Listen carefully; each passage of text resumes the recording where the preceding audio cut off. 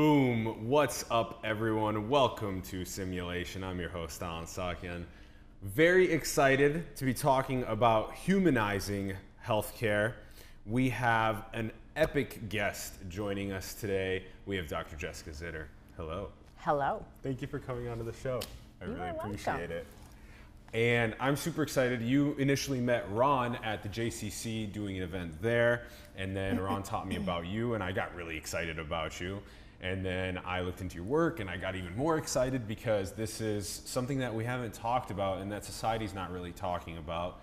Maybe more ancient cultures have had a better rooting and feeling for how to deal with death in a very humane way, and but now the healthcare infrastructure has gone very complex, and there's so much to talk about here. Jessica Zitter is a ICU and palliative care physician in Oakland at Highland Hospital for the last 10 years now. She's also the author of Extreme Measures, Finding a Better Path to the End of Life. She is also is the feature in Extremis, which is this, is Extremis? Extremis. Extremis is better to pronounce, Extremis, which is a 24-minute short documentary about kind of what you write about in Extreme Measures.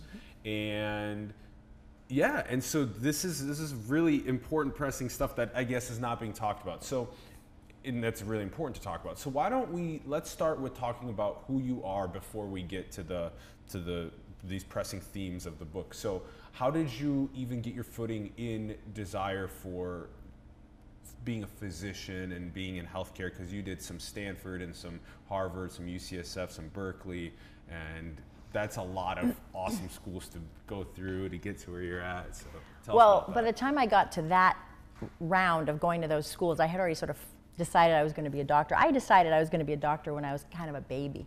I was born into a family. It was a family business, really. My family was a bunch of immigrants, and very quickly, once reaching Canada, which is where I'm from, Montreal, both sides of my family, immediately started producing doctors. This was like something that was very much a part of our family culture, maybe a part of our religious culture.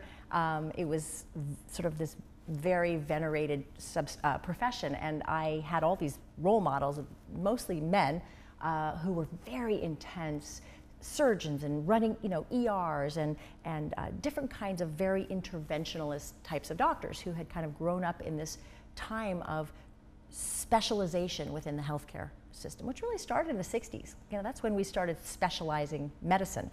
And so I decided that the way that I could be useful in the world was to follow in their path and to learn how to use a variety of different technologies and machines to really keep people alive and to take care of them that way.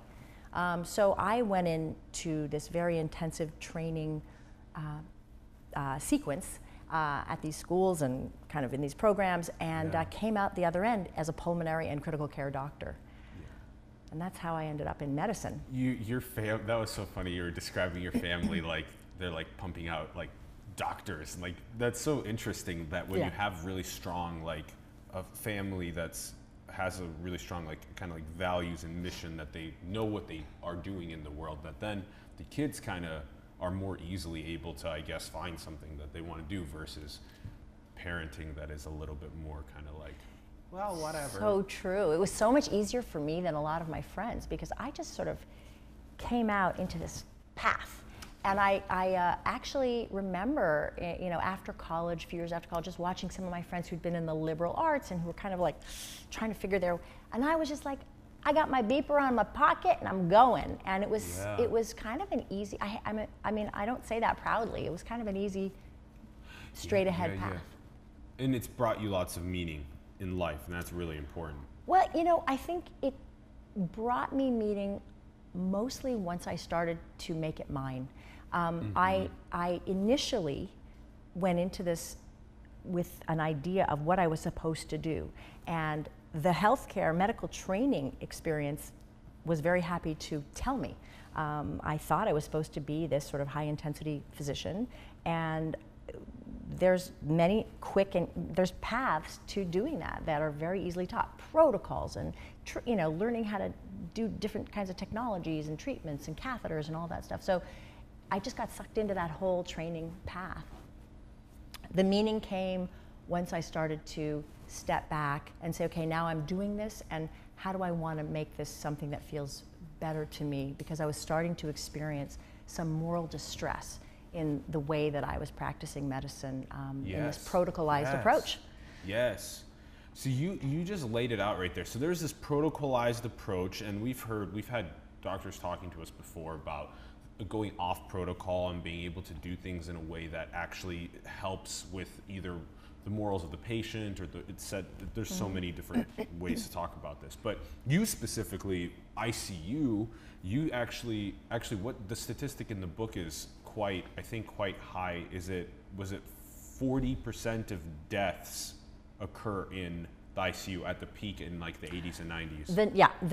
And that number's gone down. I think the most recent data shows that 30% of people die either in an ICU or having recently been discharged from an ICU. Okay.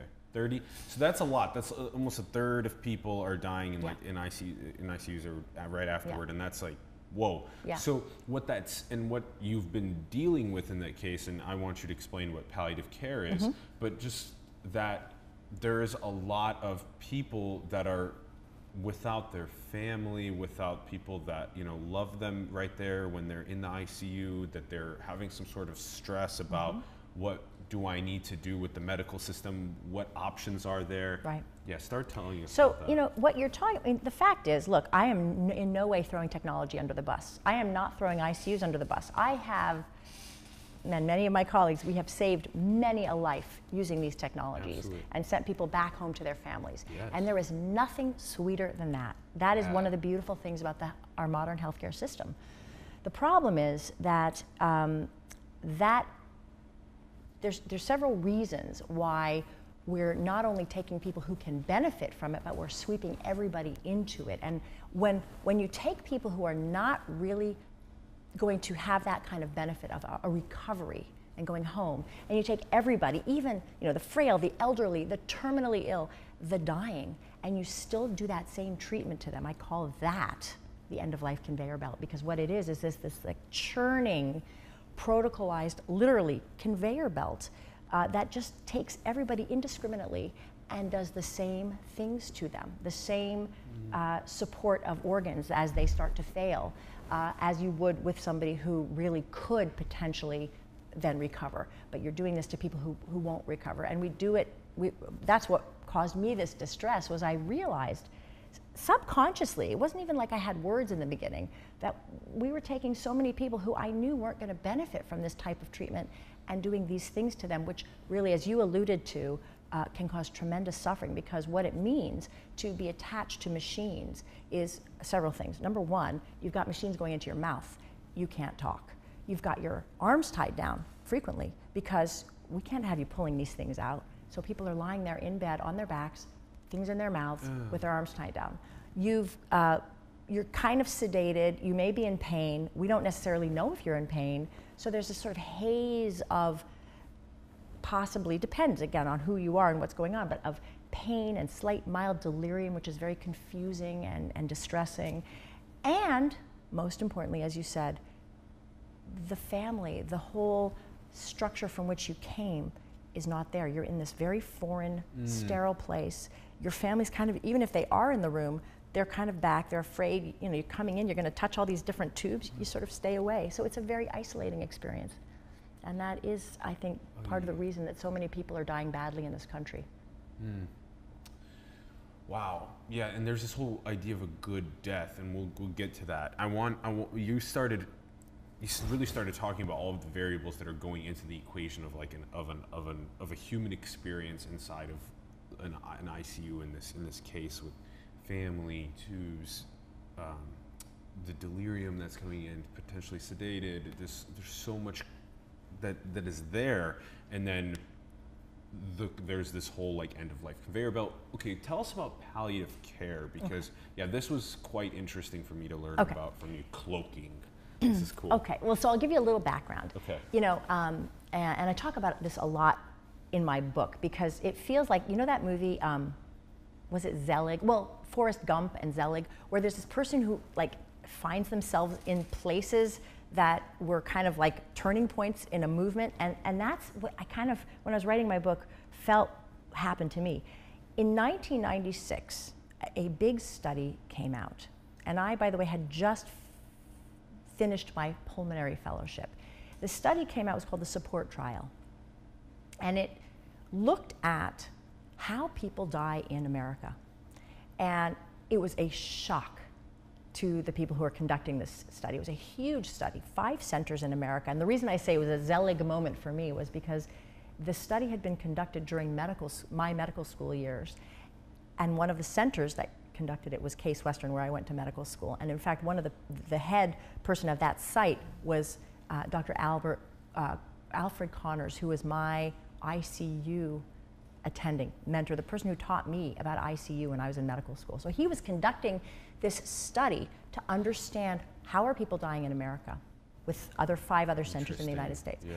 The study wasn't published until several years later, 1996, when I was already finishing up my fellowship in pulmonary and critical care. But what the study showed was an alarming state of how people are dying in America. Huge percentage of people, again, dying on machines who probably were not ever going to be helped by those machines. A huge percentage of people whose preferences, if they had them, were not known by their physician. This sort of clear lack of communication between physician. That was very alarming. A lot of pain, et cetera. The second phase of that trial. That's crucial. Those dying preferences are crucial. Crucial. Yeah, yeah. I think that, I can't remember the statistics right now, but I think 31, I'm not going to even talk about them because I'll mess it up. But very few people who had preferences had been information that their physicians knew. So they did a second part to the trial. The first part was observational. What's going on? What's the state? And as I said, the state was not good. The second part was, okay, let's figure out an intervention where we can come to the physicians. We can enhance the communication. We'll provide information from the patient and family to the physician, from the physician back to the patient and family. We'll enhance communication, et cetera. No change, no improvement. Very, very disturbing. And even though this wasn't the etiology or the reason that the palliative care movement started to rise, I'm sure it was a big factor because people started to say, wow, people are really dying badly in America. So the palliative care movement started, I'd say, I mean, people will disagree with me, but it was the early 2000s that they really started putting money into studying this. The Robert Wood Johnson Foundation started giving grants to sort of study this new approach, which is palliative care. And actually, before we go into that, let me tell you what palliative care is. Yes. Palliative care comes from the word palliare in Latin. Palliare means to cloak. And you can sort of imagine this person, this sick person, this patient, there's somebody coming and cloaking them, sort of caring for them, attending to everything that might be frightening them, scaring them, causing distress. Yeah. And so the palliative care approach, which kind of came from the hospice movement, which had been started by in the 80s by Dame Cecily Saunders in England, this sort of modern hospice approach to bring this multidisciplinary approach to caring for patients, from thinking about the social variables, thinking about all of the things that a nurse might think about, thinking about the things that a chaplain, the spiritual suffering, which is something we don't even think about in the hospital. We don't even consider that. We keep religion away. That's not real medicine. So we, and of course, physician, the management of the symptoms. That binding with the infinite is actually so crucial in the process of death.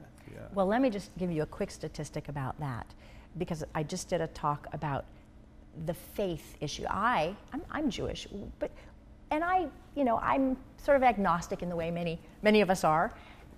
I don't feel comfortable praying at the bedside with my patients. And there are a lot of my patients in a public hospital in Oakland, California are Christian, African American, very communal prayers. And so a lot of the praying that might go on in a hospital like mine is very communal and loud and active. And it's not something that I feel like I know how to do. I certainly don't feel skilled in it. And I also feel like, well, that's not really mine to do. And most importantly, as a doctor, and the way our culture works, we sort of feel like that's supposed to be separate. Like if we get into anything that looks like faith, it's sort of like it diminishes us, is the way we are thinking. We are supposed to keep science and faith separate. And so I never thought that I was needed, even as I started practicing palliative care more and more. When this, when that was needed, well, the chaplain has it, and I'll go on to the next patient. And what I'm learning, science and faith are kind of merging together more into the future. It's interesting. I think it really, well, because here's the data. The data show that 91% of people consider themselves spiritual. 74% of people affiliate with an actual faith group. And I don't remember the number, but a very large percent of people would want their physicians to talk with them and even to pray with them, but to acknowledge their faith. And it's almost never happening. And I know it wasn't happening with me. And so what I've learned is when I just stay present and I stay with my chaplain, who's amazing, in the room, that means so much to my patients. That enhances our relationship. This is part of the cloaking that's happening. It's just this we call interprofessional cloaking of a patient, where we all work together on a team. That's so different from what I experienced in the intensive care unit, where it's very hierarchical. The doctor's up here, no one's really, the doctor's making all the decisions. Whatever else is happening is sort of happening in an ancillary way.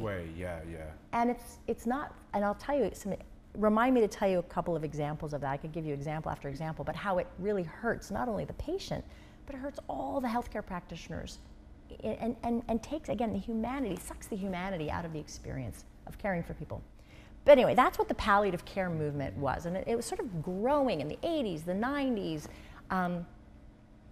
and 96, the support trial, and then early 2000s, late 90s, different kinds of groups, especially the Robert Wood Johnson Foundation, started giving money to try to enhance the types of interventions that palliative care teams do in different environments. So there was this grant called Enhancing Communication in the Intensive Care Unit, and it came out from it was a call for proposals in 2002, Robert Wood Johnson Foundation. 4 hospitals won that grant. One of them, by chance, happened to be one that I had just started working at in Newark, New Jersey, 2 months before. And I was a new ICU attending Newark, New Jersey, in this hospital. And all of a sudden, they had won this grant. I didn't even know about the grant yet, but all of a sudden, these people start showing up in the ICU. Called the family support team, because no one knew it. No one knows what palliative care is. The family support team. I was like, well, who are these people? And they're talking to my patients. They'd come up to me and say, hey, I don't think that family understands their prognosis. And I was like, who are these people? Yeah, that's fun. Who are these people? That's a great first comment to say. It's like, does the family even get what's going on? Well, they were, but I was annoyed. I was like, this Who are they? This is my patient. That's funny. I can handle this. I'm a good communicator. I'm compassionate. And then I had my epiphany moment. So I'd been working there about, 8 months, 9 months, and this nurse who ran the family support team, Pat Murphy. That's great. She says to me, one day I'm putting in this catheter into a dying patient, and I know this patient's dying. And she's standing in the doorway, and I look up and I see her, and I got on my gown and my gloves, and I'm about to put this thing. This woman's moaning under the bed sheet, and I'm putting this huge catheter in her neck. Jeez. Pat stands at the doorway, and she goes like this: "Call the police. They're torturing a patient in the ICU." Yeah. The nurses were there. The medical student was there. Everybody's around, and I was like, "What?" Me torturing somebody? I'm just trying to do my job. Anyway. What an interesting perspective on when a patient is basically dying, they're at their last moments. There's not that faith, that family, that those things that their dying preferences are not there. It's just like the jamming of more of the conveyor belt of medical devices and things to try and get nanoseconds more. Nanoseconds. And not even asking her.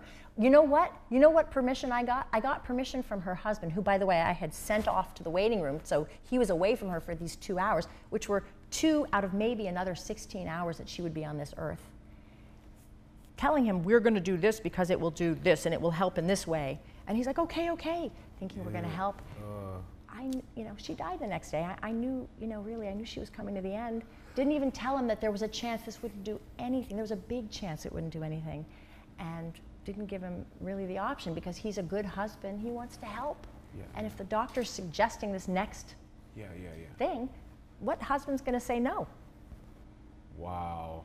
So that was an epiphany. And then so that is so interesting that you ended up being right there when the grant was made. Crazy. And then you were right there with the palliative care kind of movement. Crazy. Forward. Early stages, because it didn't become a subspecialty in medicine until 2008. So this was 2003. It was many years beforehand. And I feel so lucky. I mean, I at first was really like defensive and, wait a minute.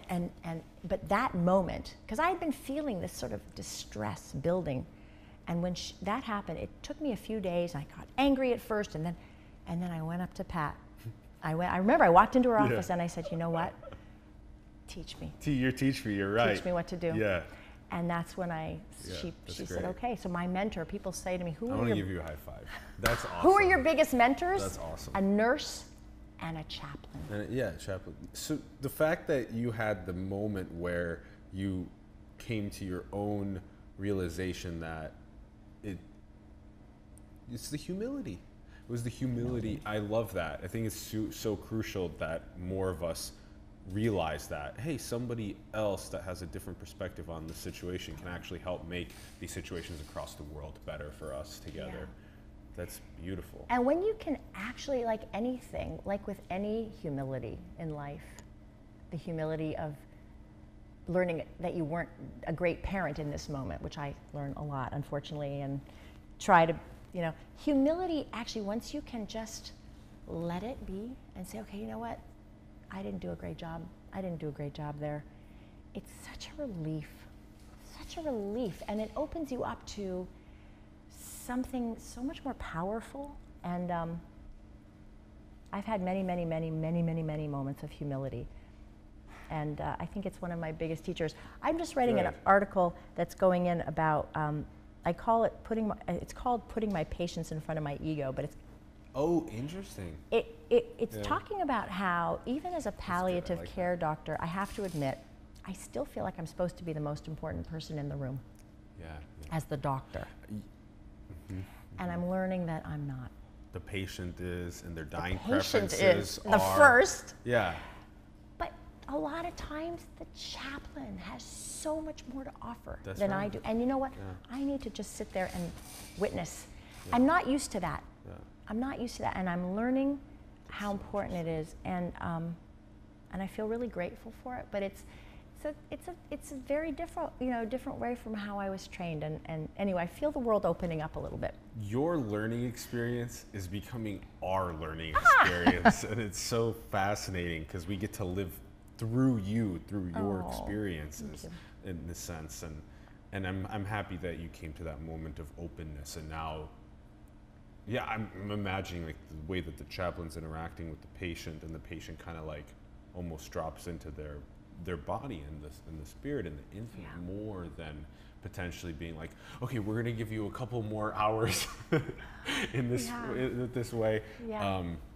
Wow, there's so much to talk about. So okay, so then over the last like 10 years, it's been kind of this developing out of the humility, getting more and more doctors to be working with this more disciplines of people that can help actually tend to the patient's needs first with palliative care. Whatever it is that the patient needs. Yes. Finding out what the patient needs. Finding out where the most suffering is. Whether I'm the ICU attending or the palliative care attending, it's always about the patient and eliciting from them what they need to know, what they want to know, and how we can help them achieve what's most important to them. Yeah. So then, okay, so then through this 10-year period, so did Highland get also, did you kind of bring palliative care to Highland? No, I mean, how no. did that, yeah, tell me about how that Yeah. period worked before we get to extreme Sure, measures sure. and stuff. Well, palliative care has been growing now. You know, in fact, there's I mean, the movement it's fascinating actually.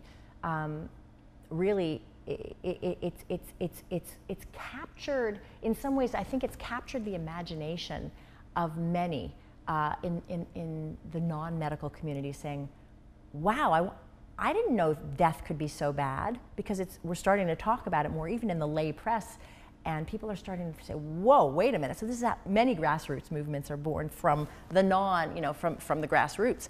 So we're having a lot more kind of activity and movement out there in the non-medical community saying, wait a minute, I don't want this to be my only option. And then within the medical community, there's so many people like me. So many people who just needed a little something to wake them up, to say, yeah, I don't want to be working like that as an automaton. I do care about my patients and want to be connecting in a humanistic way. The vast majority of people who go into medicine are really good people. And people I work with are fantastic. And give them one little alternate route, alternate approach, and they want it, just like I did. And when we're finding at Highland is that it's just been amazing. Just in the past, even the past year, we have watched our consult numbers rise rapidly.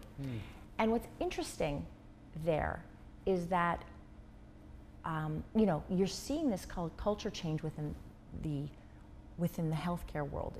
For a while, people were like, you know what, that kind of stuff, like I used to think, if I just had more time, I would do it. I'll get to it. I'll get to that conversation with a patient. I am caring. I am compassionate. But I think what people are starting to realize is, number one, I don't have the time, so I do need some support from the palliative care division. Number two, I need some spiritual support. I need some social support. So let's pull in palliative care. And also, less from the practical perspective of, I need these types of things that the palliative care group can do. I think there's also just this incredible sense of, wow, there is so much suffering at the end of life, and I don't want to do this alone. So what we have to figure out as a movement in palliative care is how are we going to leverage our presence? We can't have enough palliative care doctors to attend to all of the suffering that's happening.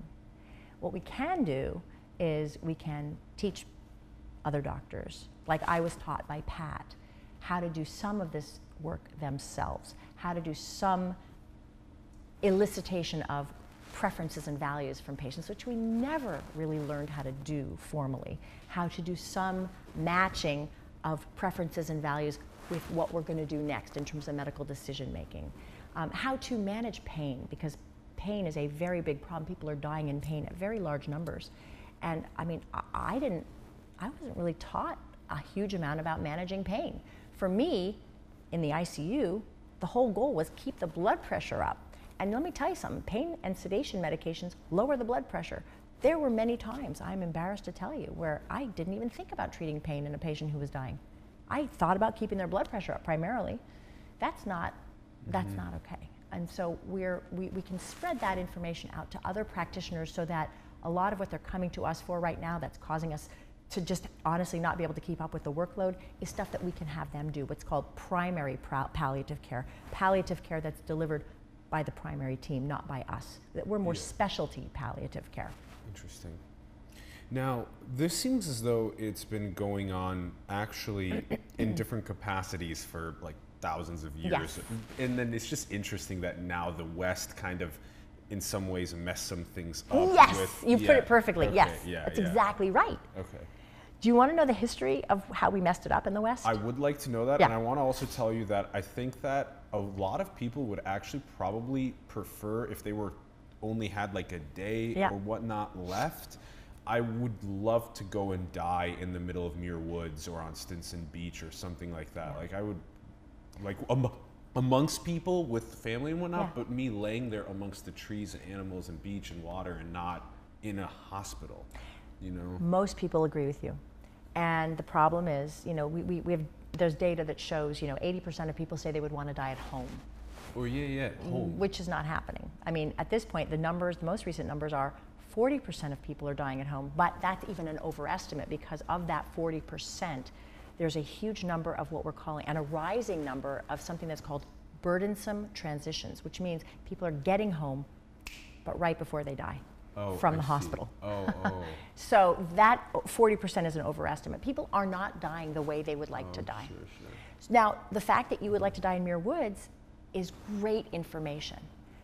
That's a dying preference. It's dying preferences. Yeah. You have to ask, people have to, I don't want to even, the medical world shouldn't be asking you. You should be thinking. This death consciousness. Yes, exactly. We're pretending we're never going to die, so like we don't have our think own about note, it. like our own dying preferences note with our own, like what we care, what we want to do, The Buddhists say, death, I'm going to butcher this, but death should always be on your shoulder. We have a service that we use called We Croak that sends us daily death quotes. Oh my gosh, 5 times We a Croak. day. I love that. Yeah, it's so good.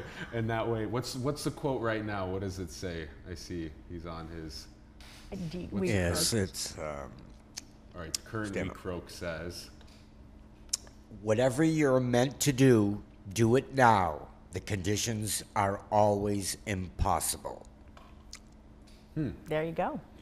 Well, the fact is, I was just speaking with Frank Ostaseski, who's the founder of Zen Hospice, an amazing man, a Buddhist. We're going to actually be in conversation soon in April. I'm really excited. Interesting.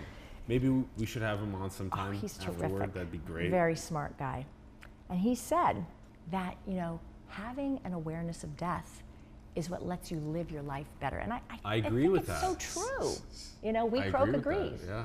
But, helps you live more presently. he also said, and I totally agree with him, that so much of this movement that's really arisen in the past few years about this interest, this grassroots interest in death and making death sort of an amazing experience is complicated because, it puts too much pressure on that moment.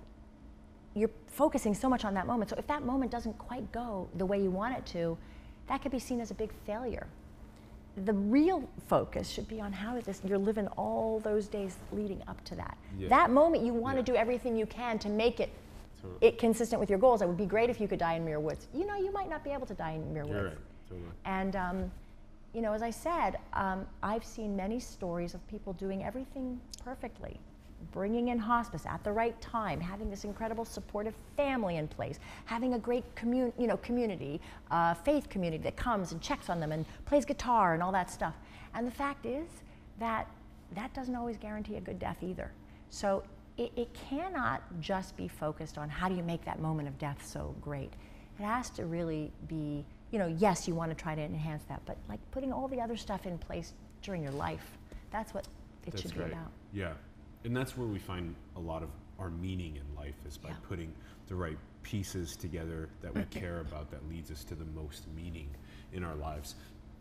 Okay, now that this has been super solid. I want to see what we can get to with some of the I was going to tell you. Tell us. Yes, I was going to tell you how we screwed it up. Let's tell us the screw up over the West. Yes, it's actually fascinating. Okay. I do a talk that's called All That Glitters, and it's about excuse me. It's about the rise of the intensive care unit with all of its other associated, what are they called, condiments around it. Oh, the condiments. The condiments. Those multi-$1,000 add-ons. The add-ons, right. The siloing of healthcare, the hyper-focusing that started to happen in the 1930s. Do you remember well, you're young, but the heart-lung machine, the iron lung? Did you ever see pictures of that? That sounds somewhat familiar. The iron lung machine saved, I don't know, tens or hundreds of thousands of people from dying from polio in the polio outbreak of the late 20s and early and 30s and 40s. Oh, whoa, and 50s. This thing is crazy. Yeah. A negative pressure ventilator, also known as iron lung or pulmotor. Yes. So it Nearly obsolete mechanical respirator, which enables a person to breathe on their own in a normal manner when a muscle control is lost. Oh, what? So here's the thing. Oh. In 1928, there were two guys. Excuse me. Sorry about my cough. Okay, two guys from the Harvard School of Public Policy, I believe it was, or some kind of school at Harvard, and they decided to create a machine. They literally took 2 engines out of vacuum cleaners. Whoa.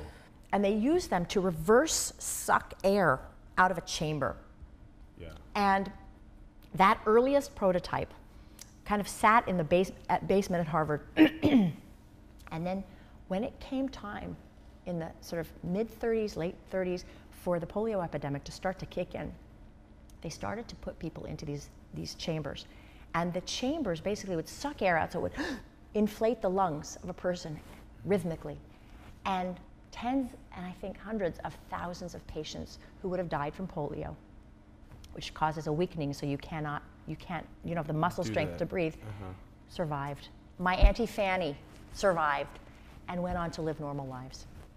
And but how do you gain muscle strength, though? How does that? you don't, because polio is a virus, and so once the virus kind of got out of your body, and you could regain, it was a bridge. It's a bridge. I see. A bridge. Until the virus gets out of the body. Okay. Just a bridge kept them Okay. alive. They had these So we thought we could iron lung out all of the. And we did. We had huge success with it. It was unbelievable. Interesting. Then, around World War II and Korea, during those wars, was the first time that physicians learned how to manage shock. And they could manage, massive hemorrhage and shock, infectious shock on the battlefield. They had these shacks, like MASH, the movie MASH, the TV series. Yes. They would be right near the fighting. And they would go and they would drag these people back into these things and they would resuscitate them. What? So for the first time ever in warfare, young and healthy soldiers were resuscitated who would have died and sent home. Yeah, through the shock, and so that's through. Is that mostly through the cardio? Through the. Well, it was using heart? hemodynamic management, which was again this sort of new principles of physics and really of resuscitation. So people were learning how to resuscitate bodies that would have died. This was new in the mid-1900s. 1958, the first intensive care unit at Johns Hopkins was created. And you need room. These machines, by the way, the iron lung gave way to the modern mechanical ventilator, which we use now to inflate lungs. Now it's not negative pressure that's sucking open. Sorry. It's positive pressure that's pushed into. Yeah. So anyway, you need room for these things. You need electricity. You need tubes that have vacuuming, because we need to use a lot of vacuuming to suck away things. You needed a space, and so the intensive care unit was formed. And that was 1958. In the next 10 years, every hospital in America had at least one intensive care unit. Oh, thank you. Every intensive care unit had at least one. Now, we have almost created this ridiculous situation. We have an intensive care unit for every possible thing you could want. Pediatric intensive care unit, the PICU. Neonatal intensive care unit, the NICU. Medical intensive care unit, the MICU. Surgical intensive care unit, the SICU. I just heard about, and there are a huge multitude. Cardiac intensive care unit. There's a digestive diseases intensive care unit. So not only do we have intensive care units, we have the most intricate subspecialties that you can imagine. Yeah. Hepatology, various eye types. All of these doctors who are now going in and subspecializing. Yes. When I was doing my residency at the Brigham, we had 60 graduates at the end of my residency. How many of those do you think went into primary care? Out of 60. Excuse me. Half? 3? 3. And everyone else specialized? Yeah. Now, things have changed since 1995. Many more people go into primary care, but that's a pretty important thing to think about. This is my generation of doctors. Yeah. Specialization earns more money, Yeah. and there's more opportunity than. There's many reasons. Thank you, Ron. There's many reasons why you could wonder why people subspecialized. And here are a few of them. People certainly make a ton more money. Geriatricians, family practice doctors, and primary care doctors, and palliative care doctors make the least amount of money. Yeah. Okay? It is about $260, I think you get from Medicare to do a biopsy, a skin biopsy, which takes about 6 minutes. Mm-hmm. If you want to sit and have a conversation with somebody about end of life practices and their preferences, you get paid, I think it's $78 for half an hour. I mean, it's really discrepant. Oh, I see what you're getting at. Yeah. The things that we're valuing in our healthcare system, financially and also in terms of prestige, are doing things to people. Interesting. Yeah, we're in a. There's like I think it's half of all of the healthcare expenditures are going towards the orphan-related diseases that are affecting such a very, very small Tiny amount of people. Versus and again, if we valued staying healthy and these preferences, the patient preferences, putting the patient before the ego, like you're writing about right now. Okay, let's dive into. We have been already touching on a lot of the things in extreme measures, but I want you to give a kind of like a big picture overview. Tell us about that. So the book is really it's kind of part memoir. It's my transition story through this change in my goals. Going from being really disease-focused or an organ-focused physician to a whole human-focused physician. And it tells that story of that moment of epiphany and what, it talks about a lot of the challenges that exist in our healthcare system that prevent so many of us from going through that transition. Why is it so much easier to be an organ-focused doctor? Why is it so much easier to focus on a procedure than it is to focus on talking to somebody? And it really kind of gives that whole story, both hopefully for a physician audience to sort of, for us all to come together and talk about some of these psychological things that are happening inside of us that keep us from doing the things we want to do, and also for the lay community, because this book was written for both, to sort of explain what's going on, to give perspective, and hopefully to empower people to understand what the end-of-life conveyor belt is, how at risk they are for being swept onto it, because we all are, and how important it is to empower yourself to start to think about the things that are important to you, how you live and how you die, and make sure that those things stay front and center throughout your life, and particularly in the healthcare system. Yeah, I liked going on your journey, and that you also explained it to us, the journey of this through from the early 1900s until now, where things have kind of been going, and it totally seems like we're integrating back to the principles of patient first and using the faith-based and other end-of-life caring about what their preferences are. You also were teaching us about how it's so important to have a really deep sense of empathy with a patient, and have if they are asking you to pray with them, maybe pray with them. Yeah, that kind of stuff. And acknowledge your discomfort, acknowledge your fears, but I think it's still important to do that and to seek out, figuring out what they want from us that will be most helpful.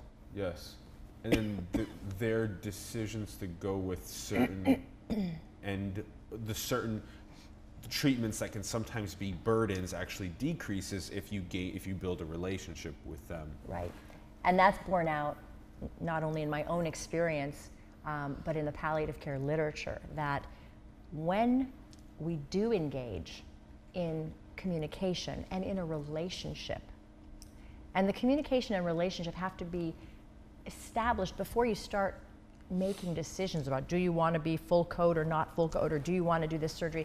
You have to have a relationship, a therapeutic, trusting relationship with somebody before you can really start knowing what the right decisions are and helping them make those decisions.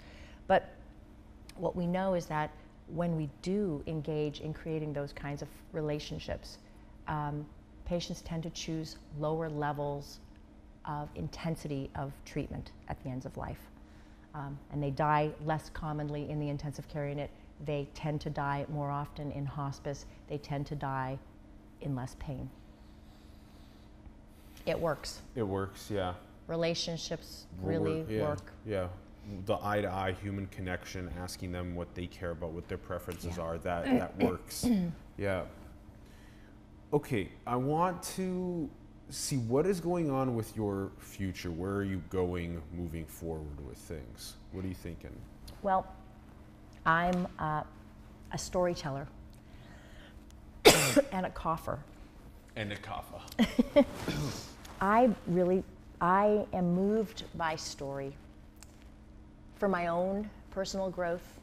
The things that move me are the little moments. Like just the other day, I was in a room in the pulmonary clinic. I was in pulmonary clinic and I was talking to a patient who is kind of dying, and I wanted to start to talk to her about her end-of-life preferences. And we had the translator on the phone because she spoke Cantonese. And it was just such a moment, like, of, we're sitting here, it's very hard to use a translator on the phone to talk about these really profound things, about these uncomfortable things. And so, and this translator, I would say something, and somehow what he would say would stretch out probably 8 times longer than what I would say. And not only was I just like, ah, but the family was like, ah. So it was this bizarre experience. And then there was some kind of problem with his phone. So every time he'd be talking, it would sound like he would be pressing a button for a second. So he'd just beep. I mean, it was just a funny moment, a poignant moment of like an attempt to have a connection with my patient, and just all of these things conspiring against it. And I just felt like, okay, that's a moment I have to write about. But so for me, writing stories and noticing these moments, these little things, that's what fuels my growth and makes me think about ways that we can do things differently, hopefully better one day. And I just will keep telling stories. I'm going to be writing and writing and writing. What I also believe is that stories, as I think we found with the movie Extremis, telling these stories, and by the way, the 2 main stories in Extremis, the movie, are also in my book. You'll recognize them if you pay attention. They go in my book in much deeper detail about those 2 main stories. But I really believe in sort of the power of using story in both lay communities and in medical communities to try to get people to examine themselves and try to grow. And so I've been working with a variety of different teaching experiences that pull in story and use prompt questions and really try to get people to reflect in their own sort of minds on some of these things that are really hard to talk about and try to open up an honest conversation. We did it at UCSF for their Department of Anesthesia, and I think that this program could be used in a whole variety of medical training environments, and now we're starting to use it in lay communities. But I think using story to change behavior is really an area that I would like to go, and creating new films that also themselves have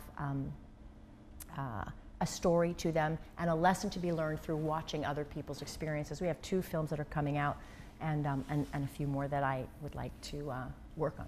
So. Whoa, film and then also writing, and then this is all based on self-awareness or awareness increasing about this field, about the subject. Hopefully it'll help people to become more interested and aware, instead of just providing them data, hearing a story and saying, that's interesting, and being moved by that to start thinking differently about it.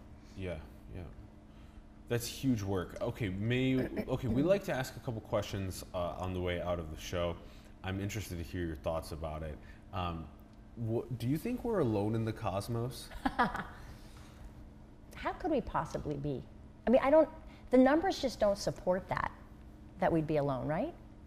I mean, when I really start to think about it, I go crazy, but I can't imagine that there isn't another form of intelligence out in the universe. And when you want to talk about humility, I mean, I think it's kind of, well, maybe this isn't fair, but I kind of think it's arrogant to think that we'd be the only intelligent life in the universe. How could we possibly be? So I guess in some ways I do. I would love to see proof of it, but what do you think? Are you not supposed to tell? I'm not. Well, no. I just it's very complicated and interesting. I'm very fascinated by what exists past the three-dimensional perception systems that we have. Me too. Do you think we're in a simulation? Oh, that's interesting. You mean, do you think we are a simulation? Yeah, are we? By some higher power? I think it's possible. I have no idea, but I do think it's possible. Like an experiment. What kind of nudges you in that direction of thought? Well, I mean, as I said, I think there must be more intelligent forms of life out in the universe. I just do think that. And given that, they must know about us. I would think. I wish I knew for sure, but yeah. I don't know if we're an actual experiment, but I wouldn't be surprised. Kind of freaky to say that. Yeah, it's fun. It's fun. It's fun, and it's kind of. I don't know if we're passing, by the way, if our simulation is working. Yeah. I'm afraid we may have failed in some areas here. Yeah. Well, not we. If it's an experiment, they are failing. Oh, that's interesting. I just want to throw that out there. Right. You know, if it's a simulation. That's a good point. Okay. Yeah. Interesting question. The experiment side of things is very interesting. I'm glad you brought that up. She's the first that said that about an experiment. Yeah. I think so. Yeah. Yeah. We frequently enjoy that sort of the zoo hypothesis is a hypothesis that's that we are not being discussed about until we evolve to the capacity, to at least some sort of an intelligent capacity to unlock communication with them, like teleportation or something like that. Yeah. Have you seen that Saturday Night Live skit with Kate McKinnon, where they're talking about how she?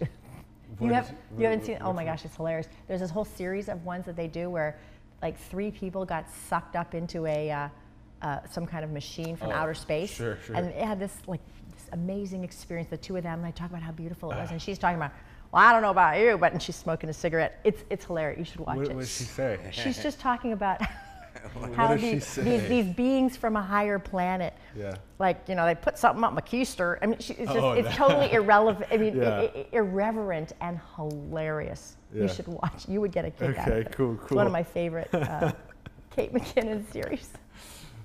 Very funny. Jessica, last question. What do you think is the most beautiful thing in the world?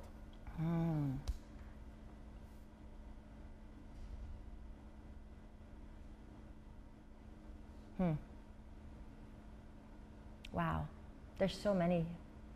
But if I had to reduce it to one,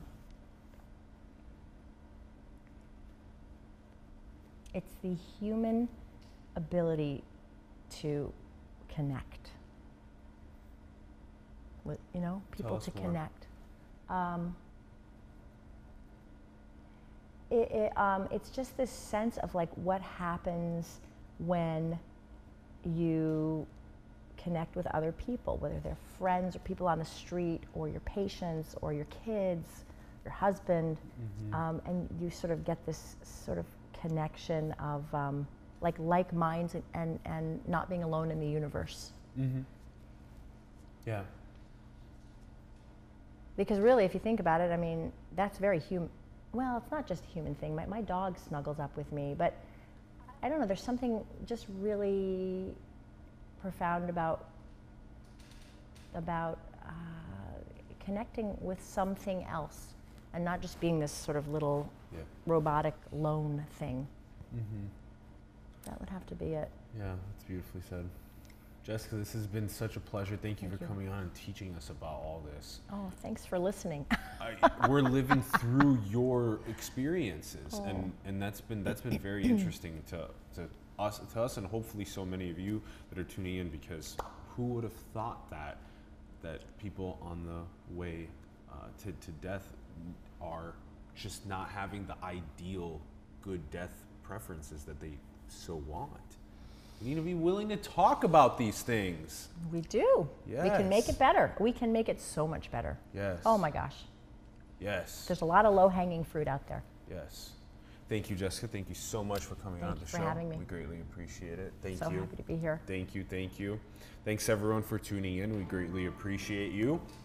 Give us your thoughts in the comments below. Many of us may be having these scenarios happening to us in our lives with our families and our near friends. So go and share with other people about dying preferences, having good deaths, etc. Also, thank you to Ron for producing and directing.